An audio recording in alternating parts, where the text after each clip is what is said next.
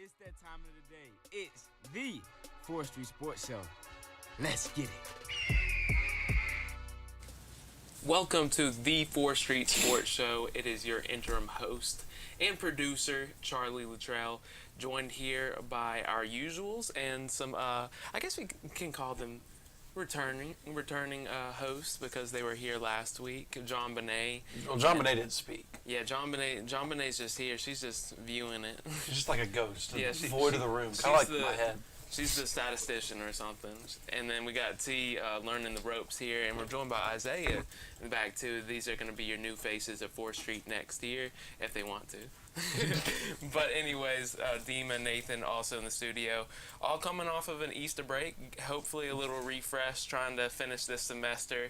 All of our students kind of that are listening probably share the pain with us, so yes. We're trying to just get it done. But as always, Southern Miss sports in action, a lot to talk about. And even though Easter was happening, there was some Southern Miss baseball going on, a huge series, and the results of that series were really good for the Golden Eagles. Things seem to be trending upwards after kind of a rough start to the conference play. And, I mean, so far it's just been a contested conference overall. So what did you see from that series, Dean? Yeah, I would say, first off, great day yesterday with the Masters. Congratulations to John Rahm. Yes. Just wanted to point that out. Great game. Great final round. Our golf fan here. Yes, but for anybody who knows, anybody who's listening to this, the Masters is amazing. So it is incredible. Thank you, Nathan. Yes. But let's talk about baseball. Southern Miss picked up a big series win on the road against Old Dominion this weekend to improve to 19-11 of the season. Old Dominion was obviously the top dog in the conference. Road test, big RPI series for Southern Miss. They come out Saturday. I mean, it's actually on Thursday they came out. Tanner Hall pitched well, 7 strikeouts, I think, along with he gave up 1 run, and it was a 2-out home run right before he came out of the game. Southern Miss won that game 4-2. Rained out on Friday, and then Saturday they played a doubleheader. Old Dominion jumped out to a lead. Matthew Adams went down with an injury in the second inning, so that's going to be something to really keep an eye on. So once Matthew Adams went down, Southern Miss was just reeling in bullpen guys to go up against a really good lineup at Old Dominion. So they jumped out to a lead. I think it was 7-2 after 5 innings in the first game. Southern Miss rallied late. Dustin Dickerson actually came through with a base-clearing double with 2 outs in the bottom of the 8th inning to make it 8-7. And then actually Creek Robertson got on base there in the 9th, but they couldn't hit him in. So lost that game, even the series, but Southern Miss responded in the final game, giving up, going early, kind of like Old Dominion the game before, jumped out to an early lead. They were up 8-2, took advantage of some Old Dominion errors. Old Dominion started climbing back, and it looked like there was potential Southern Miss might drop that game. But Old Dominion made one key mistake in the bottom of the 8th inning, and that gave Southern Miss the series win there with an 11-8 victory. So that moves Southern Miss now 7-5 in the Sun Belt, 19-11 overall. I think they're 4th in conference right now. Yeah. So they're gonna head to Tuscaloosa tomorrow night to play Alabama. J.B. Middleton on the mound for the Golden Eagles. Alabama, no easy task. Definitely, I think they're 4-8 in the SEC, but their RPI is up in the mid-20s, maybe even higher than that. Big test tomorrow in Tuscaloosa. But then you come home, we play a James Madison team this weekend who you think you can probably get a sweep there, which might be your really only sweep in the Sun Belt, because Sun Belt baseball right now is just really, really good. It seems to be kind of the common theme all along the sports this year, just really increased competition. Yeah. And to think that Southern Miss right now is number 4 in the Sun Belt is kind of crazy. You've got two 9-3 teams left, and then Old Dominion's just 1 game ahead. So still, I mean, we're already, approaching May, it feels like. So it's getting into that crunch time. So, games like this are huge. But like you said, Southern Miss has built up that RPI 27. So Alabama could be a big game for them. But I think the good thing for them is if they drop it, thanks to the series win against Old Dominion, it's going to balance out. So I don't think they have to go tomorrow and they have to beat Alabama. I think you need to go 3-1 this week, though, if you do drop it. You don't need to go 2-2. And it's been crazy because they've been so close to sweeping all those series. Yeah, like they could have swept Old Dominion. Yeah. You know, they almost came back and won that game last week. They should have beaten Georgia Southern both doubleheader games, you know. And then you think of that Troy series, definitely should have won that series. Like it's like every single series you can say that they probably. I would say even though one series they lost, which was against Texas State, they should have won that series if not swept. So it's like they're so close, but you know they're sitting there 19-11, 7-5. So I think they feel pretty good. I mean, that if it ended today, they'd be in the tournament. So as an at-large. So. We'll move on to softball now, who's also in action over the weekend. Didn't have quite the same results. It's been kind of a rough skid for them so far. Yeah, man. I mean, it's kind of the opposite of baseball. Baseball they're hitting a little bit of a turn on their season. Softball is just kind of can't really get out of this rut they're in. They dropped to under 500 for the first time this season, actually, after losing both games to Texas State. They did start the week out though with an 8-1 win against Nichols that snapped their 11-game losing streak. So you like to see that, you know, snapping a losing streak that big. But the Bobcats rallied in the first game of the doubleheader to win 4-3 and commanded the second game to a 4-2 victory. And now Southern Miss, you know, has yet to win a game in the Sun Belt. At 0-11, and will now travel to Monroe, Louisiana for a series against ULM. The Warhawks are 4-8 in conference play. Moving on to track and field, they won 3 events, had 11 visits to the podium at the Lloyd Wills Invitational this weekend, held at LSU. Senior Carlin Beal broke the meet record and set a PR in 3,000 meter, and Sarah Parnell finished first in the 3,000 meter steeple with a PR as well. I'll be real. I didn't know what the steeplechase was, and I watched some of those runs. That is crazy. And we got track guy coming on today, so I just like learning more about track.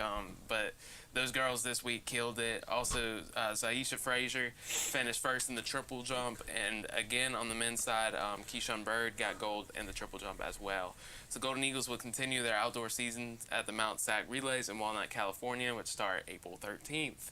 And some other sports also in action this week. Beach volleyball, crazy schedule, faced 4 top 25 teams in an invitational this weekend.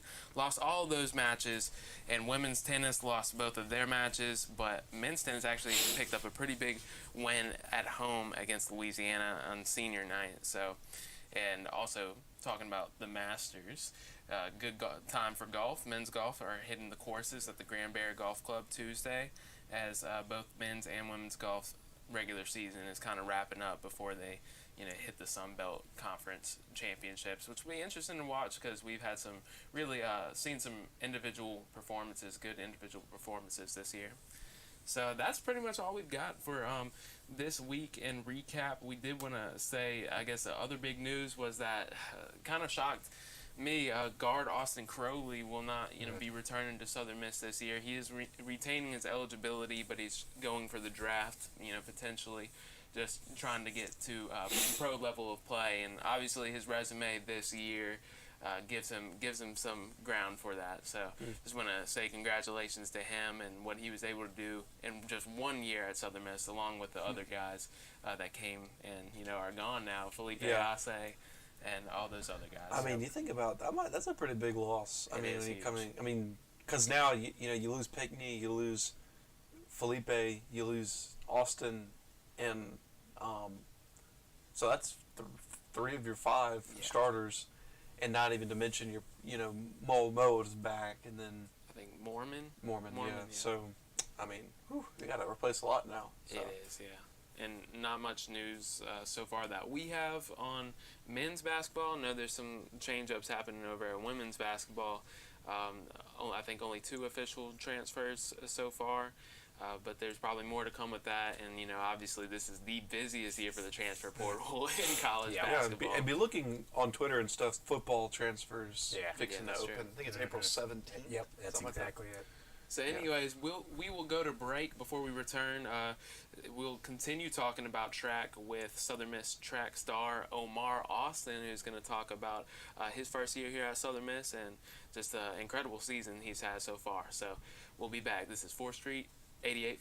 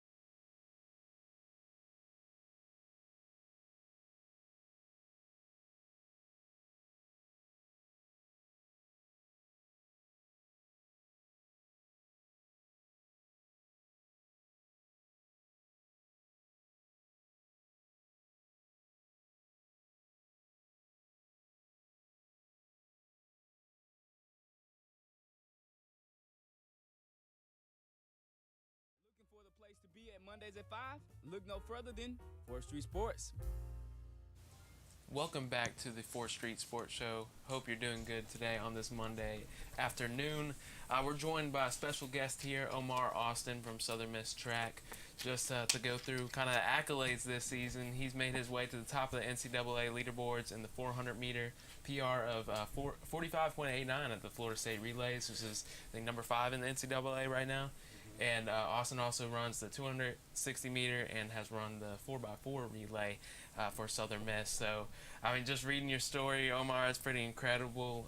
First season here at Southern Miss. Just could you talk about what it's been like coming to Southern Miss and, you know, how the season has gone so far? Yeah, so coming here is a whole different environment. So, like I said, I'm being from North New Jersey. I come from up north. And then my last school was a D2 school. In like Maryville, Missouri, so like close to Kansas City. So everything is just a whole different environment. I never really been in the South. Like I said, the most South I've ever been was Florida, but it's a whole different environment than being here in Mississippi. So coming here and being around like everybody who's more like everybody friendly, everybody just open, the team welcome me in, and then just being around people that just accepted me for who I am, and then like just basically motivating me to just keep going, help me like just keep working, and that basically helped me have a successful season by just keeping my head straight, not having no distractions, and just staying focused on the task. That's true. Have you started talking redneck yet? That's from Mississippi? Nah. Not yet. I mean, Is it having an influence? I mean, nah, not really. I mean, not really. You learned any slang yet, or like did that surprise you, kind of hearing that? It surprised me. I didn't really learn it because I didn't really pay too much attention to it. I mean, I hear it, but I was just like, I guess that's just how y'all talk. You know, I ain't gonna judge it, so I ain't really pay too much attention to it yet. I'll probably learn it soon, though. Yeah, there you go. You've hit the ground running. You PR'd in the 400, like we said, to open.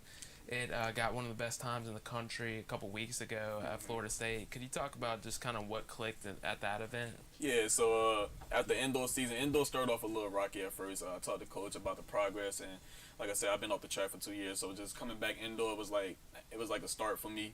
It took me a little minute to get my feet back, you know, used to running and everything. So, you know, after the conference championships, we had 3 weeks of a break before our first meet, and then I just had time to just rest and just take care of my body and really just focus on everything I was doing wrong, and just talk to coach about, you know, let's work harder. Like, I feel like I needed to push myself more than challenge myself. So within the 3 weeks to a month of just practicing with no meets, I just was able to push myself to, you know, my capacity and just get better. And then that's when the Florida State meet came. I told coach before the meet that I had expectations of just going fast. It's like I've seen it before it happened. It's more like I wanted it to happen. I envisioned it. I knew all the work I put in that month was going to pay off soon. So, you know, that meet came. It was good weather, you know, about 86 degrees, not too much wind, nice track, good environment. And at that point, you just got to do the best you can do. What kind of goes into that? Just like the weather. Does that play a big role in runs? Yeah, so when you run in the weather, I mean, sometimes it can and sometimes it don't, but it depends. Like, if it's windy, it can affect you. If it's cold, sometimes you don't run your best when it's cold. I feel like when it's nice and warm and not too windy, normally the best times to drop. Sometimes some tracks is, you know, faster than other tracks. Like, this track may have a mono surface. This track may be hard, so you can't really, you know, bounce off the track like you would want to on another track. So it could be a lot of stuff that could play a factor. But yeah, the wind, the weather can definitely play a factor. Like, you don't run your best when it's cold. You don't run your best when it's windy. You know, you prefer warm and just not too much wind. So you run a lot of short distance runs. You know, for fans maybe not familiar with track, could you kind of talk about what goes into that? You know, how you try to prepare for runs like that? Yeah, so like when it comes to like short distance, more like sprinting and things like that, you got to put your body through a lot. So basically, you got to get your legs strong. So with me, I used to back in my old career when I was younger, my legs wasn't really strong. So I started off running 800s and everything. I started off with endurance because I didn't have the leg power to really run fast. So the fact that I was able to get stronger and get like more dominant in the weight room helped me get more quicker on the track. So you have to like basically hit the weight room and just a lot of speed work in practice as well. When I'm training next to people every day and they pushing me, like everybody in my practice, we like to be competitive. So we're going to try to challenge each other each rep. So, you know, when people pushing you to your full, you know, your best capacity at practice, that's going to help you get faster. And then, like I said, just challenging yourself in the weight room and getting stronger is going to help you get faster. So you were actually saying you just came from weights. Yeah. You know, we talked to Coach Bukowski, one of the training coaches here. Mm-hmm. Just what's your regiment been like here that's kind of helped you this season? So one thing I like that we do in the weight room, we do a lot of power cleans, we doing a lot of squats. So stuff like that's really attacking like each leg. We do a lot of single leg stuff as well, like lunges and things like that. We do a lot of core. like a lot of core, and that's main. That's a big factor in track. Like if you don't have a strong core, you won't be able to run as fast as you want because your core is basically like the main focus of your body when you're running. It controls everything. So, doing a lot of core, a lot of single leg stuff, working on strength in each leg, power cleans, working on power. We do a lot of pull-ups. So stuff working on all muscles of the body, not just working on just the legs. With track, you got to also work the upper body as well to be able to push. So that's been helping. You got to be happy with your results so far, but plenty of season left. How are you kind of approaching these next few weeks? Yeah, so like the times I ran at FSU, that was actually my first 400 outdoors. So that was just basically the season opener for me, and I know the goals I have left. We have two to three more meets left before conference. Conference obviously is going to be a big meet for me. Regionals after that, and then nationals. So I'm more focused on nationals and regionals.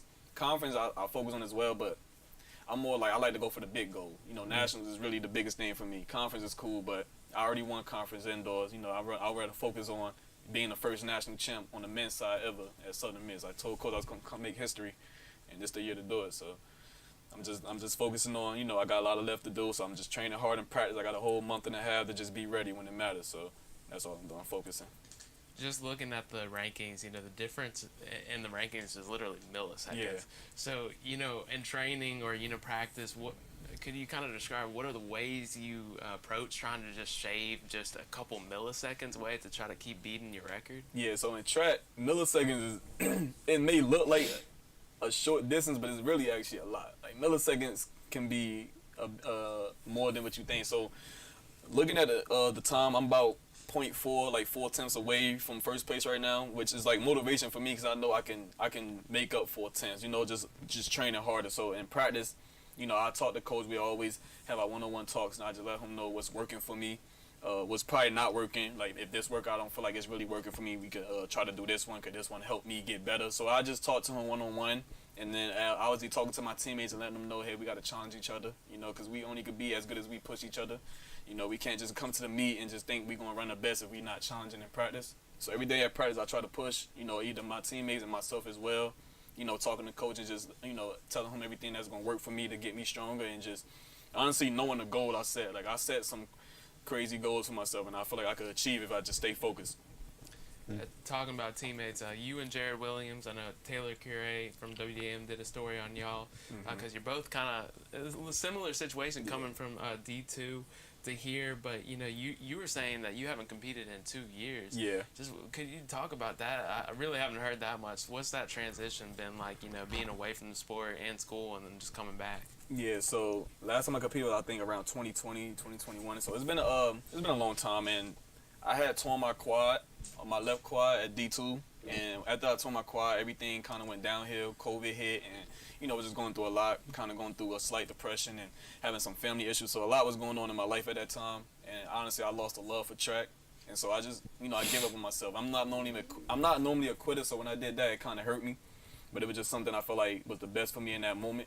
So I just decided to leave my school, and I just went home and just tried to get my mind right. But I can honestly say in that 1 to 2 years of just being away from everything helped me focus and helped me really realize that, this is my calling, this is my passion, and just helped me just stay focused. Like, okay, you're not a quitter. Like, this is something you really want to do. I just had a rough moment, but that don't mean I could just, just make this decision that could affect my life. So I just decided to, just come back and stay focused and just know that if I get this another shot, I'm going to give it everything I got, until I don't got no more left in me.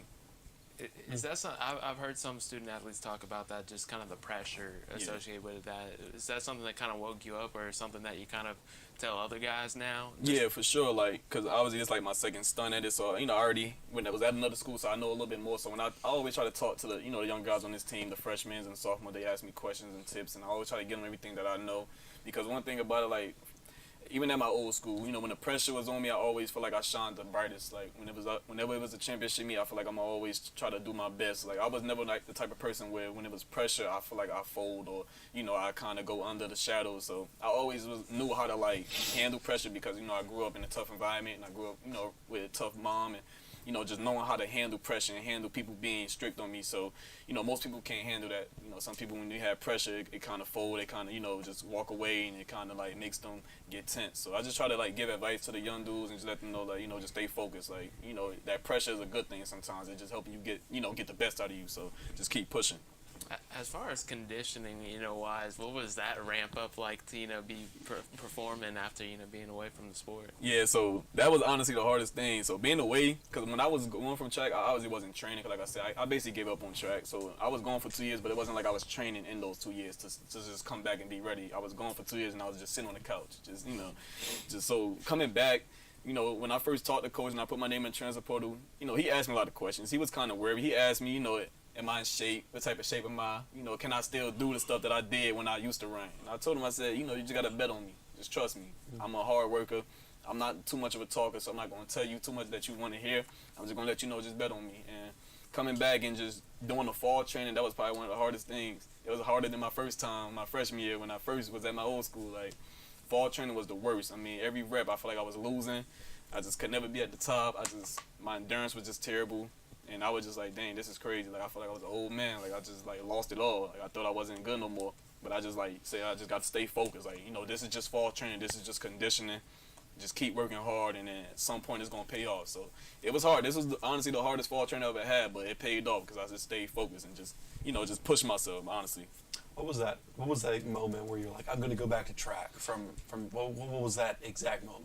So that moment was around last year, honestly around this time, like last year, April.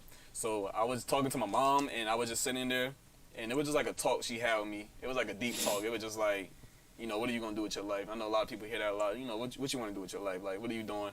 Like, you was doing good at track. Why did you give up on it? Just, like, her talking to me about it. And I always kind of had it in the back of my head. It's not like I ever gave it up. It was more like in that moment I just couldn't take it serious no more. So it was always in the back of my head. But just talking to my mom and honestly my little brothers, because they run track.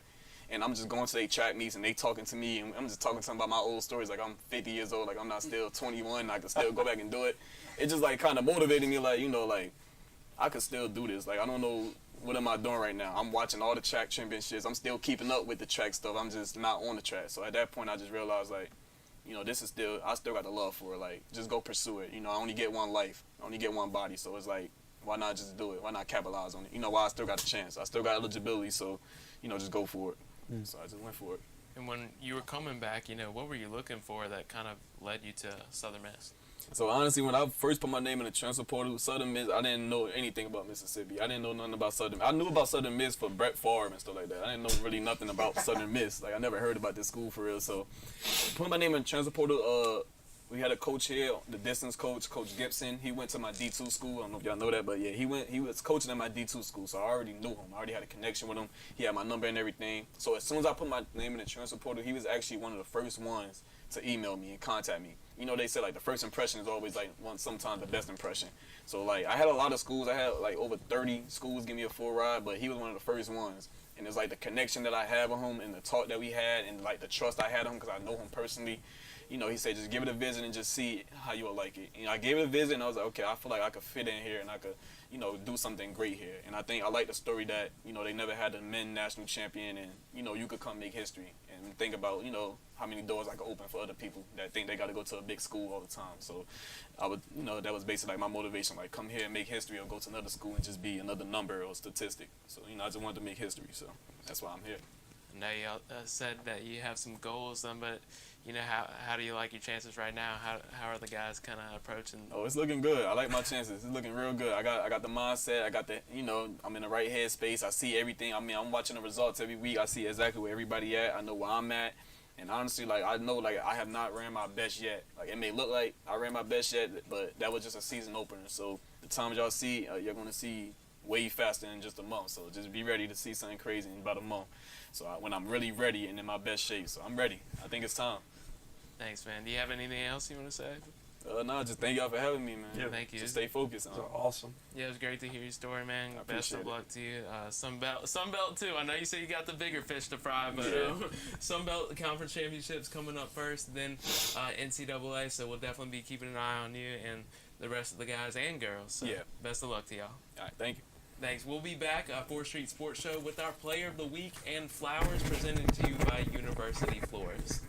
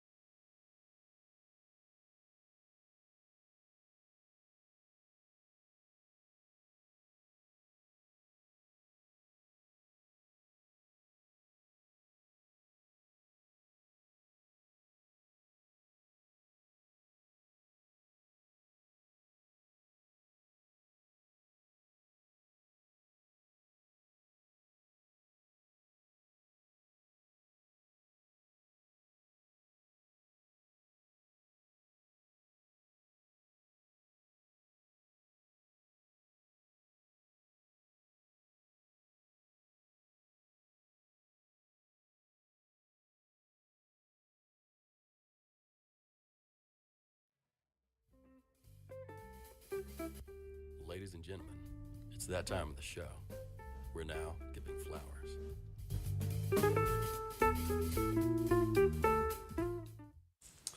Welcome back to the 4th Street Sports Show. It is already this time of the day, where we're closing up, and it's ending a little early today, but yeah, we will fool around a little bit. Oh, yeah. As we always do. Me and Nathan know what's coming here in about 5 minutes. This is their time. This is their time to shine.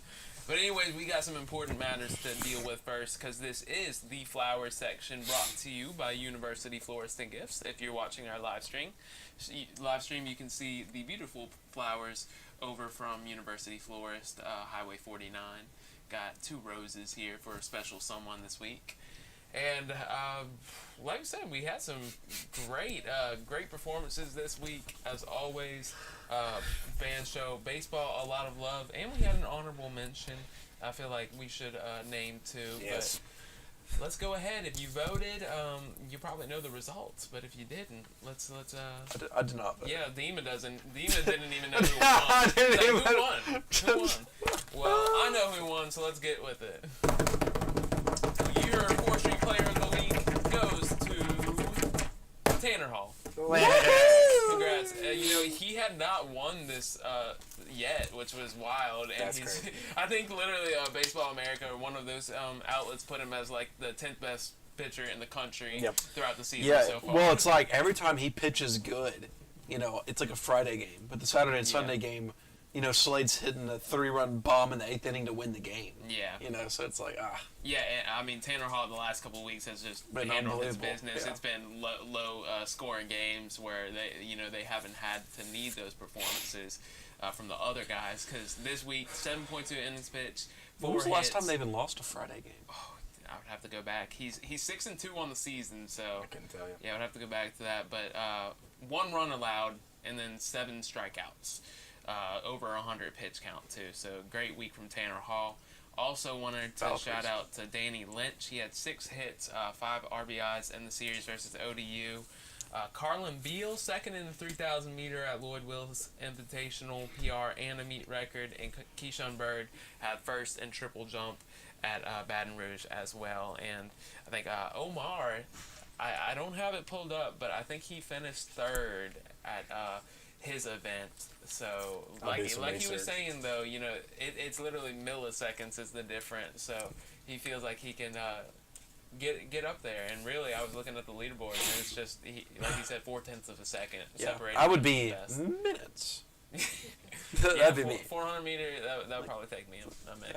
It's like, hey, he finished in 38 seconds. What did Dima do? Oh, he's at 7 minutes. He walked it. 7. It was a nice walk. 12-minute run. And honorable mention. It's a pretty day out there. I'll let Dima speak on this because he was watching all the games. Fans said Nick Monaster should have been on the list, which, I like to keep it to 2 guys for baseball. But Nick Monaster, we've had softball's had Jana Lee kind of be there, do it all, and it looked like Nick Monaster kind of did it all. He stepped on the mound, like you're saying, they were going in deep in the bullpen. Saturday. Yeah, and then he had 2 hits, 3 RBIs in the final game of the series. Yeah, it ended up being the difference, right? They won 10-8 in that second game to win the series. So those 3 RBIs definitely was the difference. But I don't know if you could leave. Would you leave off Tanner Hall and Danny Lynch? Lynch, 5 RBIs. Definitely a great moment.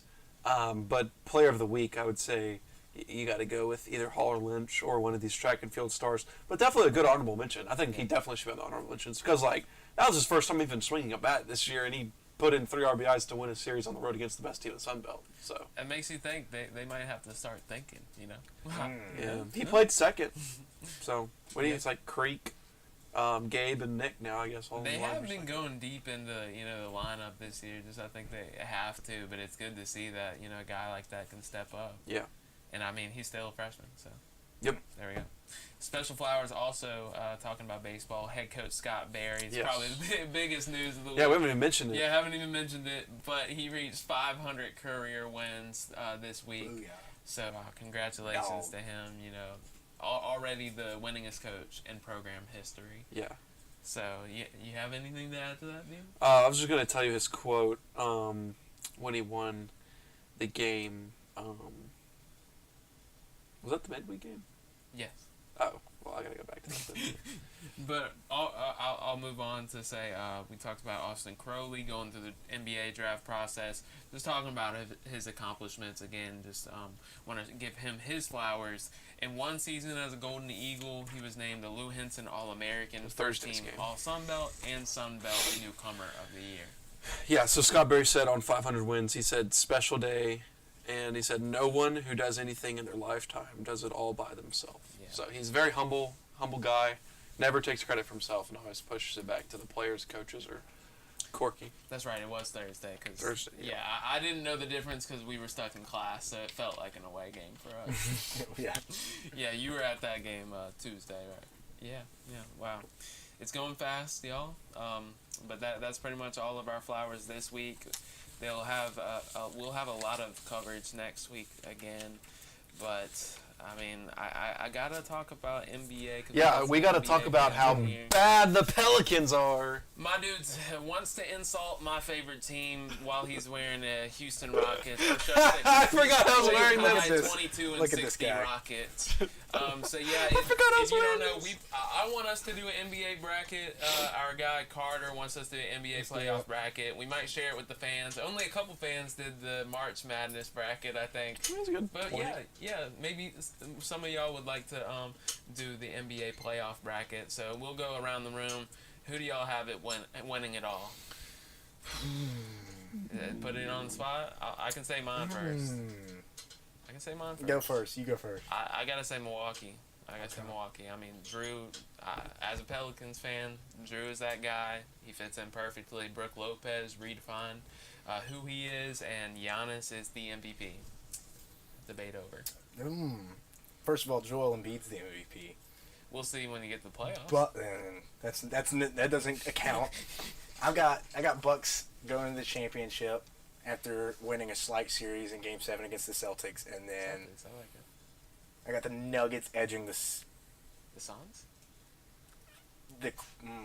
Suns. I'm gonna say Suns. I feel the Suns, man. I do think the Clippers could beat the Suns, though. I don't think so. I think the Clippers can give them a good run for their money. Only because Kawhi versus Kevin Durant. I want to see that. I want to see that matchup. Russell Westbrook.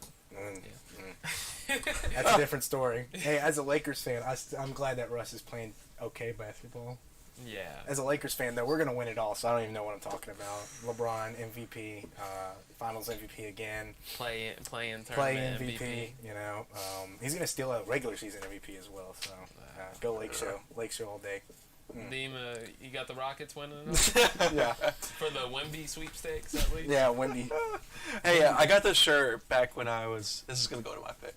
I got this shirt. Oh, yeah. I got this shirt back when I was a huge James Harden fan, and they should have beaten the Golden State Warriors in 2018.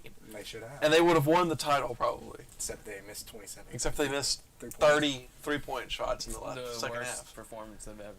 And James Harden did not get a title. He also did not get a title when he got injured with the Brooklyn Nets in the series with the Bucks, or if they would have won that series, they would have won the title They too. lost because of Kevin Durant's foot. A toenail. They really did. Yep. So twice James Harden has been snubbed. This is the year James Harden gets his title. I'm going I Sixers. respect it. You know, they play well. I think I the mean, he hasn't Sixers had are a the title. sneaky. I think the Sixers are the sneakiest I team. think Cavaliers are a dark horse. Y'all They might are call me too. crazy, but if I were to be That- betting money, I think it's going to be anybody- Sixers Suns in the finals. If I was trying to make money, Listen, I would listen, put listen, it listen. on- You do not bet against Kevin Durant in the playoffs. He is another person. Can't say. That's fair, but We I'll just say wanna- He this. is Sure, another yeah. player in the playoffs. See, we could make our own podcast about this, but yeah, we do want to get you involved in our playoff bracket. I think we need to do a playoff bracket. Yeah, and I would also say there's one thing I do know about this playoffs: that the Pelicans are going to lose. So I know the Lakers are going to I win. agree. So. I agree. But I'm pretty sure y'all have interesting takes, and what's good is that it's open this year. I feel like it is open. Very this year. open. yeah, Very normally it's like competitive. two Two, definitely three out the West. teams. Yeah. Like I mean, we haven't talked about the Warriors. I mean, And the Warriors could 10 easily. and 30 on the road. Don't talk about the Man, Warriors. they hot though. They're yeah, steaming. but I'm They just telling you, steaming. Curry in the playoffs Kevin Durant in the playoffs. It's just different I'm not counting players. them out, but LeBron in the playoffs. There's certain players. There's certain players that's other different. teams. LeBron brought a 5-seed Cavs or 4-seed. Was it 5 or 4? Wait, I mean, if LeBron gets this Lakers team to the championship, is that his biggest accomplishment? I'd say it's the Cavs. No, And It has to be the Cavs. I mean, that was last insane. Cavs year. That team was That was terrible. insane. But anyways, y'all, enough NBA talk. Yeah, because you don't want to talk about how bad the Pelicans were. No, yeah, we will avoid that right now. Also, so we know the Cavaliers, we know the Pelicans and the Cowboys are terrible. Oh God. Poor Austin can't even defend himself. I'm not gonna go there. I'm not gonna go there. But anyways, this has been the 4th Street Sports Show. Stay tuned. Hopefully, we can do an extra podcast. Yes, we've this been missing week. that. Yeah, we like I said, we're trying to make it through. Nathan and I are dying on the inside right now. Yes, slowly. As seniors, My and I'm head's pretty dying sure right some now. other people feel that in the room right now. But y'all finish out strong, stay positive, as always, and we'll catch you next week on 4th Street Sports Show. Demon doesn't like my motivational quotes. Well, I didn't know this was a motivational It podcast. is. If you're listening right now in your car, driving on Hardy Street, you need something motivational. This has been 4th Street Sports Show.